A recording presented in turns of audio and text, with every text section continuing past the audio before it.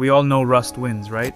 Every year, corrosion destroys about $2.5 trillion worth of metal, bridges, ships, infrastructure, slowly getting eaten alive.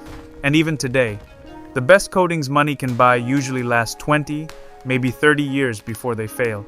But here is where it stops making sense. In Japan, there is a tree sap that has protected metal for more than 1,200 years. And the strangest part? The sap itself is not the expensive part. The real cost is the labor, the skill, and the months it takes to turn it into a finish. Same objects, no maintenance, no reapplication. In one of the most humid places on Earth, there are artifacts right now where the coating is still intact, but the material underneath it has already started to lose the fight. So yeah, a film only 30 micrometers thick, made from tree sap, outlasted a $150 billion industry.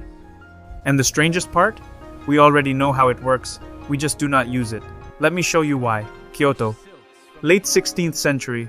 The air smells like charcoal smoke, forged iron, and fresh lacquer. Japan is coming out of war. Castles are rising fast. Armor is everywhere. Metal fittings, sword guards, gate hardware, military gear, and all of it has the same enemy. Humidity. For most of the year, Japan sits in damp air. In summer, humidity climbs even higher. Metal corrodes, wood swells and splits, silk rots. Along the coast, salt air makes everything worse. Now imagine you are standing in Kyoto's Sanjo district, among the swordsmiths. You have just finished a set of iron tsuba, sword guards, for a retainer in Toyotomi Hideyoshi's army. They are heading south, where monsoon humidity can turn metal orange with rust in weeks. Your client does not want repairs. He wants permanence. So the tsuba leave your workshop and go across the city to a urushi, a lacquer master. His workshop is warm, humid, controlled. He is tending objects inside a muro, a curing chamber where humidity stays around 70 to 85%, and the temperature stays close to 25 degrees Celsius. And this is where the story gets weird, because this is not a drying room, it is the opposite. Urushi does not harden by drying out, it hardens by getting wet. That one paradox is the reason it outlasts almost every synthetic finish that came after it. By the end of this video, you will understand the two big mechanisms behind that. You will see how urushi compares with modern coatings, and you will understand why industry walked away from something that can last for centuries. But first, you need to understand what urushi was built to survive. Corrosion is not one event. It is a process that starts the moment metal meets water and oxygen. Iron atoms lose electrons. Those atoms react with moisture and oxygen. Rust begins to form. And here is why corrosion is so hard to stop. It does not need much. Just one tiny break in a coating, one scratch, one weak spot. That is enough. Moisture gets in, corrosion starts, and once it starts, it does not always stay where you can see it. It can move under the coating, spreading sideways beneath the surface. That is one reason modern coatings fail. They may look fine on top while losing the fight underneath. So if you want to protect metal not for years, but for centuries, a coating has to do three things at once. It has to block water and oxygen. It has to bond tightly enough that corrosion cannot creep under it. And it has to survive sunlight, temperature changes, and wear for decades without being reapplied. That is the challenge. Because most modern coatings can do one or two of those things well. Urushi does all three. And the way it does it breaks the rules people expect coatings to follow. Urushi is not paint. It is not varnish. It is processed sap from the lacquer tree, Toxicodendron vernicifluum, a tree related to poison ivy and poison oak. That matters more than it sounds, because the chemistry that makes those plants so irritating is also part of what makes urushi so powerful. Raw urushi, called ki urushi, is made mostly of molecules called urushiol, plus water, plant material, and an enzyme called lacquer. Now here is the big difference. Most coatings harden because the solvent evaporates. Urushi does the opposite. It cures through a reaction that needs oxygen and moisture. That reaction is driven by laccase. When fresh urushi sits in humid air, lacquer activates the urushol molecules and helps them link together, not into a simple line, into a dense three-dimensional network. Think of it like this. Most coatings harden into something like tangled threads. Urushi hardens into something closer to a locked cage. That is why humidity matters so much. Below about 55% relative humidity, the enzyme becomes much less effective.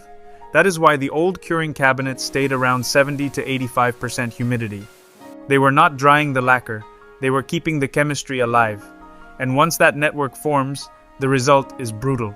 The cured film becomes dense, hard, and extremely resistant. Water has a hard time getting through. Oxygen has a hard time getting through. Many solvents have a hard time affecting it at all. That density is one of the main secrets. In ordinary coatings, there is more space inside the material for moisture and oxygen to move through over time. In urushi, there is far less room. That is why it works as such a strong barrier. But barrier strength is only half the story. The other half is how it grips metal. Urushi does not just sit on a surface like ordinary paint. Its catechol chemistry has a strong natural attraction to metal oxides. In simple terms, it can bond to the surface far more intimately than many modern finishes do. So mechanism number 1 is this. Urushi hardens into a dense molecular network that blocks water and oxygen, while also bonding tightly to metal. That alone would make it impressive. But that is still not the weirdest part, because the second mechanism is even stranger. Now for the part that sounds impossible. Cured urushi can partially help itself after damage. Not like modern self-healing coatings that use little capsules full of fresh resin. Urushi does something slower, something quieter. Even after the first curing stage is done, the material can keep changing for a long time. The side chains in the urushiol molecules continue reacting with oxygen through autoxidation, slowly creating even more crosslinks over time. So the coating does not just harden once, it keeps tightening, it keeps maturing, it can become more resistant with age. And when the surface takes small damage, like a light scratch or shallow abrasion, chemistry near that damaged area can keep reacting when fresh oxygen and humidity reach it. That does not mean a deep gouge disappears. It does not. But it does mean the coating can do a limited amount of molecular reknit work around small damaged zones, helping preserve part of the barrier. That helps explain something conservators have noticed for a long time. Sometimes an urushi-coated object shows visible wear, but the corrosion underneath is less severe than you would expect. The surface looks compromised, but the protection has not completely collapsed. The chemistry is still helping, quietly, automatically. That is one of the closest things to self-reinforcing behavior you will find in an ancient coating. And then the story gets even better. When modern researchers started building new catechol-based adhesives, they were not copying Japanese lacquer directly. They were studying mussels. Mussels cling to wet rock using proteins with similar wet bonding chemistry. So now you have a tree in Japan and a marine animal arriving at almost the same answer to the same problem. How do you make something stick and survive in a wet, oxidizing world? Nature solved that problem twice. Humans figured one of those versions out about 9,000 years ago. But urushi was never just a material, it was a whole system. And every part of that system mattered. Start with the tree. A lacquer tree needs about 10 to 15 years before it is ready to harvest. And after all that time, one tree yields only about 200 milliliters of raw sap over its productive life. About 1 cup. That is it. So this was never a cheap, abundant material. It was a slow material. In Japan, some of the most prized urushi comes from Joboji in northern Iwate, where conditions help produce especially durable lacquer. Even today, that region remains one of the key domestic sources. But Japan still imports most of the urushi it uses. Then comes harvesting. From early summer into autumn, trained collectors cut the bark and gather the sap carefully.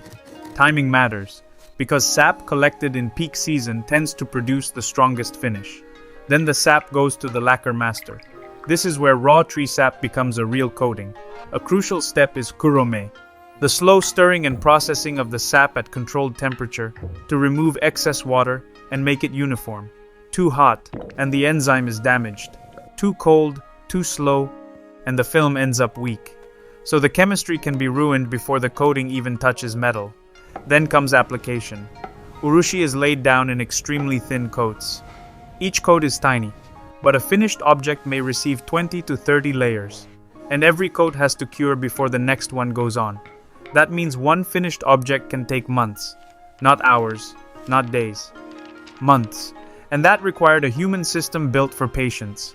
Traditional apprentices trained for years before they were trusted with fine work. In places like Wajima, lacquer work became highly specialized, with different people handling the base, middle layers, and final top coat. That matters because this was never casual craft. It was disciplined knowledge, passed master to apprentice, generation after generation. And the test was brutal. If the work failed, time exposed it. If the work succeeded, it survived for centuries. That is why the technique became so refined. But here is the problem.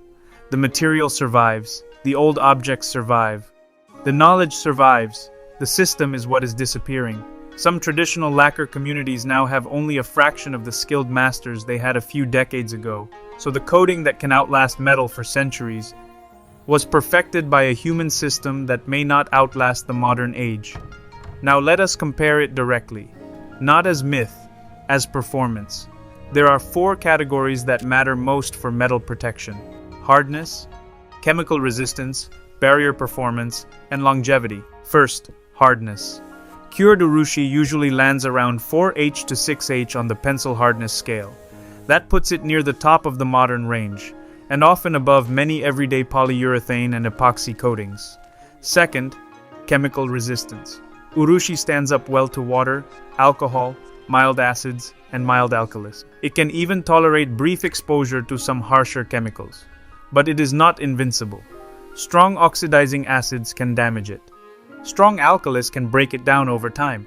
So in extreme industrial chemical environments, specialized modern coatings still win. Third, barrier performance. This is where urushi becomes very hard to ignore. Its dense molecular network gives it a strong moisture and oxygen barrier, comparable in many ways to high-barrier modern systems. But the real advantage is not just how strong the barrier is at the start, it is how long that barrier lasts. Many modern coatings begin to show real degradation after 15 to 30 years, especially under outdoor UV exposure. Urushi can keep doing its job for centuries in normal atmospheric conditions. Now, to be fair, it does have a weakness here. Sunlight can darken it, yellow it, change the appearance. Traditionally, that was managed with pigments like iron oxide and carbon black. So if you need a perfectly clear, non-yellowing outdoor finish, modern UV-stabilized coatings can be a better choice. But if the priority is long-term protection, the balance changes fast. And that brings us to the last category, longevity. This is the knockout punch. No modern synthetic coating has a real-world service record remotely comparable to Urushi's museum record. Urushi has. Museum objects in Japan still carry functional urushi coatings after more than 1,000 years. The most famous example is the Shosoin Repository in Nara, where lacquered objects from the 8th century still survive. That is the kind of proof modern coatings cannot offer. Not a lab panel, not an accelerated test, but a real object, coated in the 8th century, still carrying its lacquer in the real world.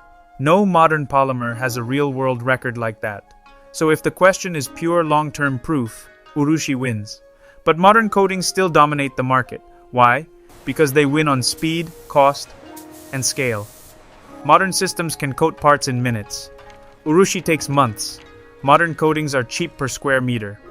High-quality urushi is expensive, and industrial production does not reward patience. So, this is the real divide. On performance, urushi can compete with the best. On economics and throughput, it loses badly, and that is why industry walked away. Now here is the part most people do not expect. You can still buy urushi today. This is not a lost secret.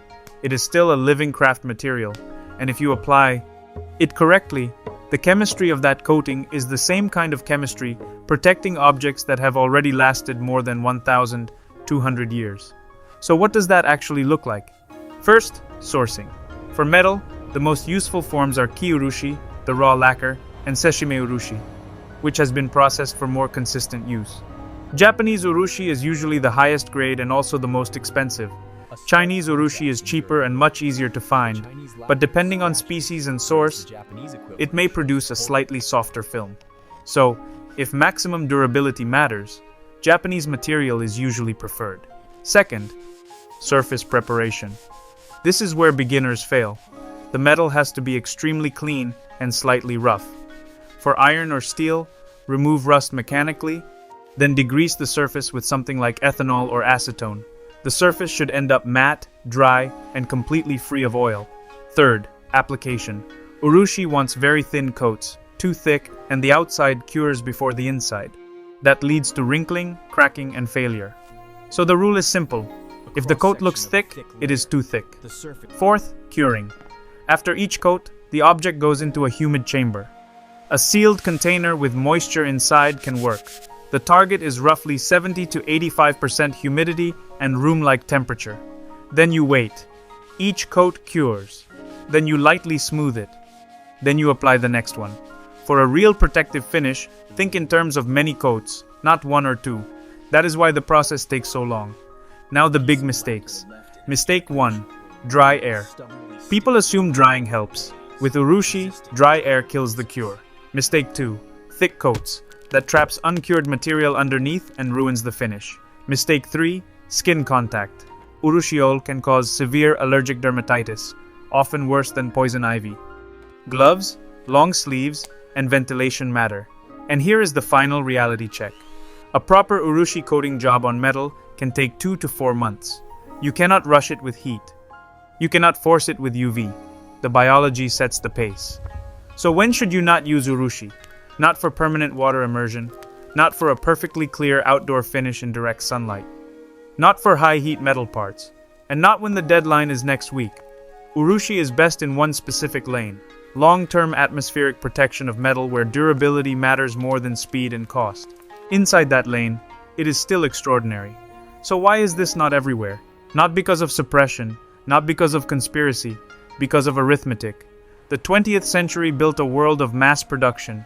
Cars, steel, appliances, infrastructure. That world needed coatings that could be applied fast, cured fast, and sold cheap. Urushi can do none of that. Modern coatings took over because they fit the age of factories. A car assembly line does not wait months for tree sap to cure. It wants minutes, sometimes seconds. That is why powder coating, electrocoating, and UV-cured systems dominate. They are fast, scalable, cheap enough. Urushi is none of those things. It runs on biological time. And more than the sap itself, the true cost is labor. It needs humidity. It needs many coats. It needs skilled hands. It needs patience. So the industrial world did not reject urushi because it found something better. It rejected urushi because it found something faster. And once labor cost becomes the main driver, faster usually wins, even when slower lasts much longer. That is the larger pattern. Again and again. The modern market chooses throughput over durability. Not always better, just faster. That is what happened here too.